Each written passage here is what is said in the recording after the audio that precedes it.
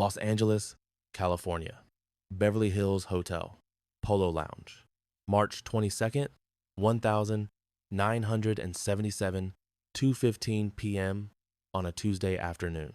The restaurant buzzes with the quiet conversations of Hollywood power players making deals over overpriced salads. At table 12, near the window overlooking the pool, sits a meeting that will haunt Christopher Walken for the rest of his life. Across from him is George Lucas, the young director who just shocked the world with something called American Graffiti. Lucas is nervous, excited, pitching the most ambitious science fiction film ever conceived. He's describing spaceships and laser swords, evil empires, and mystical forces. He's talking about a character named Han Solo.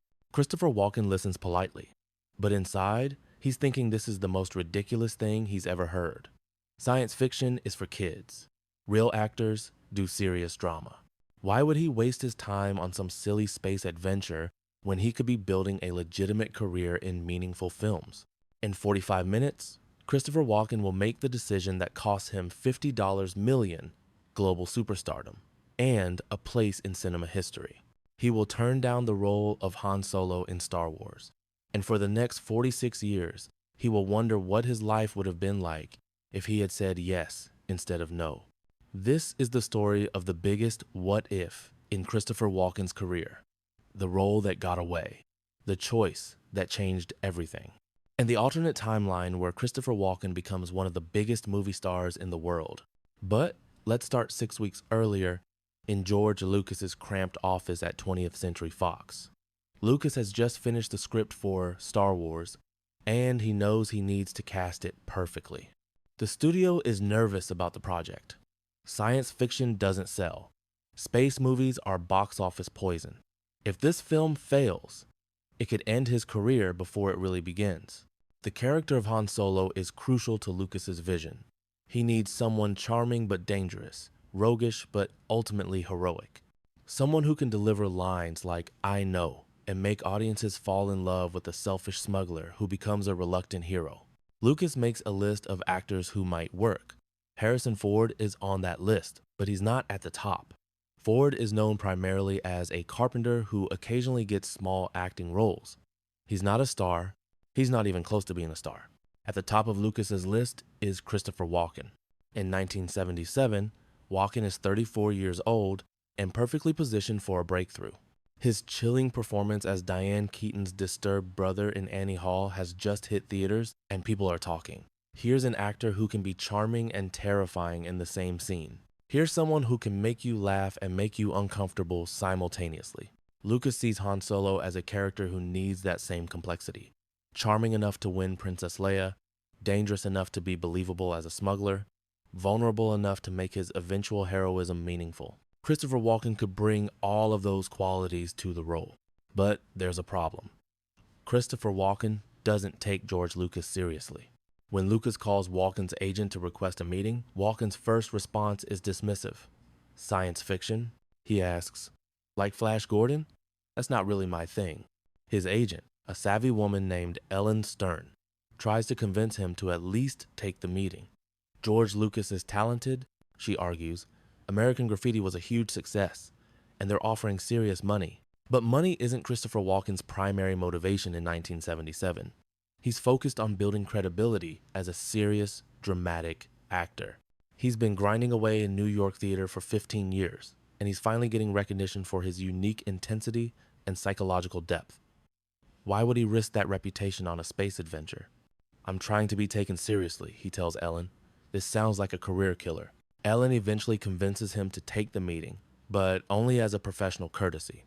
Walken agrees to hear Lucas out, but he's already decided he's not interested. Which brings us back to the Polo Lounge, where George Lucas is about to experience one of the most frustrating afternoons of his career. Lucas is passionate about his vision. He describes the Star Wars universe with the enthusiasm of someone who genuinely believes he's creating something revolutionary. He talks about the Force, about the Empire, about a galaxy far, far away, where good and evil battle across the stars. Christopher Walken listens politely, but his body language makes it clear he's not engaged. He orders another coffee. He glances at his watch. He nods at appropriate moments, but he's not really hearing what Lucas is saying.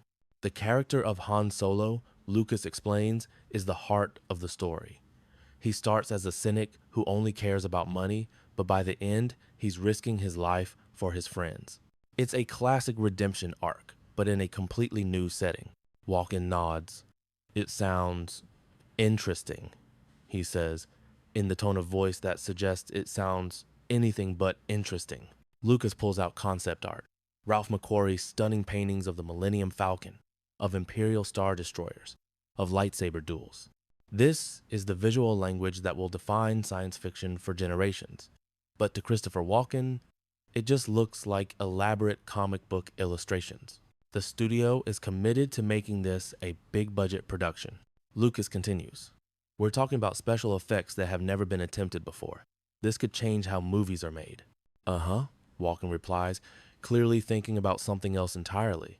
The conversation continues for another 30 minutes, with Lucas becoming increasingly desperate and Walken becoming increasingly detached. Finally, Lucas makes his formal offer. "I'd like you to play Han Solo," he says. "The studio is offering $500,000 upfront, plus a percentage of the profits. If the film is successful, you could make millions." Christopher Walken takes a sip of his coffee and delivers the line that will haunt him forever. "I appreciate the offer," he says, "but science fiction really isn't my thing. I'm looking for more substantial roles." George Lucas is stunned. In all his preparation for this meeting, he never considered the possibility that Christopher Walken would simply say no. The money is good. The role is substantial. This could be a career-defining opportunity. Why would any actor turn this down? "Can I ask you to think about it?" Lucas asks. "Maybe read the script, see if it changes your mind?" "I don't think that's necessary," Walken replies. "But thank you for thinking of me." The meeting ends awkwardly. Lucas pays for lunch and watches Christopher Walken walk away, probably forever. He's back to square one, looking for an actor who can bring Han Solo to life. 2 weeks later, Harrison Ford auditions for the role. He's been working as a carpenter, building cabinets for George Lucas's house. He's not even supposed to be auditioning. He's just there to read lines with other actors to help with the casting process. But something about his natural charisma, his effortless cool, his ability to make cheesy dialogue sound believable, convinces Lucas that he's found his Han Solo. The rest, as they say, is history. Star Wars is released on May 25th, 1977, just 2 months after Christopher Walken turns down the role of Han Solo. The film becomes a cultural phenomenon overnight. Lines around the block, sold out theaters for months, merchandising deals worth hundreds of millions of dollars. Harrison Ford, the unknown carpenter turned actor, becomes one of the biggest movie stars in the world practically overnight. The role Christopher Walken dismissed as a career killer becomes the foundation of Ford's 45-year career as a leading man. But here's what makes this story even more painful for Christopher Walken. Star Wars doesn't just become a hit, it becomes a masterpiece. The film wins 7 Academy Awards. It's selected for preservation in the National Film Registry. Critics and scholars recognize it as one of the most important films in cinema history. Christopher Walken, meanwhile, spends 1,977 working on The Deer Hunter, the role that will win him an Oscar but will also put him through psychological hell. He gives one of the greatest performances in film history, but it cost him 6 months of his mental health and typecast him as an intense character actor for the rest of his career. The contrast is devastating. Harrison Ford gets to be a charming leading man in one of the most beloved films ever made. Christopher Walken gets to play a traumatized veteran in one of the most disturbing films ever made. Both are great performances, but only one of them leads to mainstream stardom.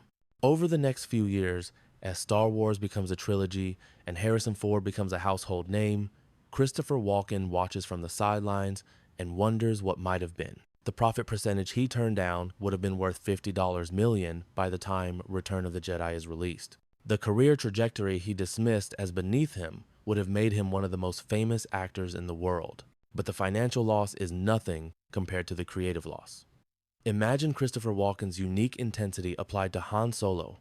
Imagine how his distinctive voice would have delivered lines like, "Never tell me the odds," or "I love you." "I know." Imagine how his natural menace would have made Han's smuggler background more believable. or how his unexpected vulnerability would have made the character's heroic transformation more powerful. It would have been a completely different performance from Harrison Ford's, but it might have been equally iconic. In interviews years later, Christopher Walken is surprisingly candid about his regret. "I made a mistake," he admits. "I didn't understand what George was creating. I thought it was just another sci-fi movie, but it was something revolutionary." That's a lesson I've carried with me. Don't judge a project by its genre. Judge it by the people involved and the passion they bring to it. But the regret goes deeper than just missing out on fame and fortune. Christopher Walken realizes that turning down Star Wars changed the entire trajectory of his career.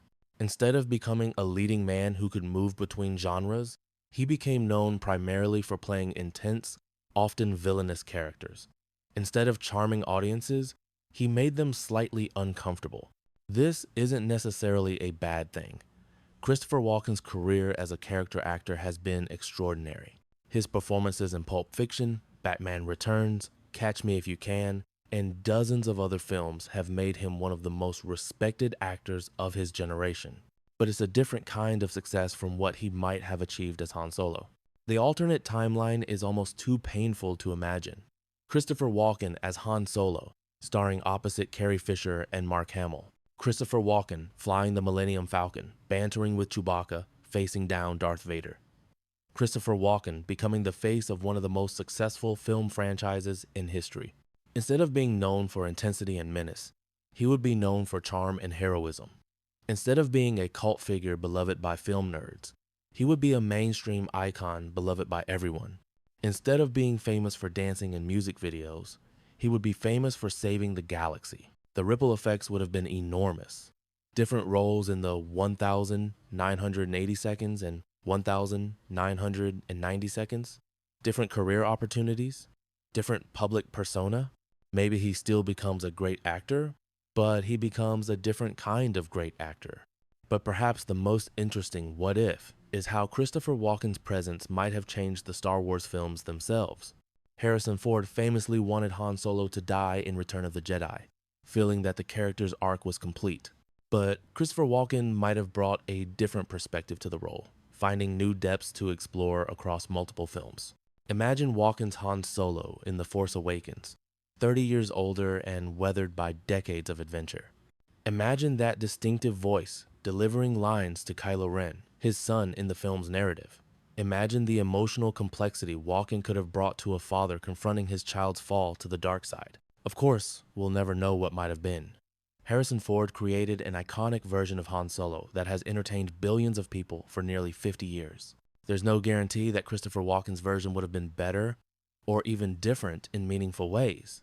But for Christopher Walken, the what if remains painful. In quiet moments, when he's alone in his Connecticut farmhouse, does he ever wonder about the galaxy far, far away that he chose not to visit? Does he ever imagine himself saying, "I love you" to Princess Leia? Or flying through an asteroid field? Or facing down the Empire? The answer, according to people close to him, is yes. Christopher Walken's biggest regret isn't a role he took, but a role he didn't take. Not because he needed the money or the fame, but because he missed the chance to be part of something magical.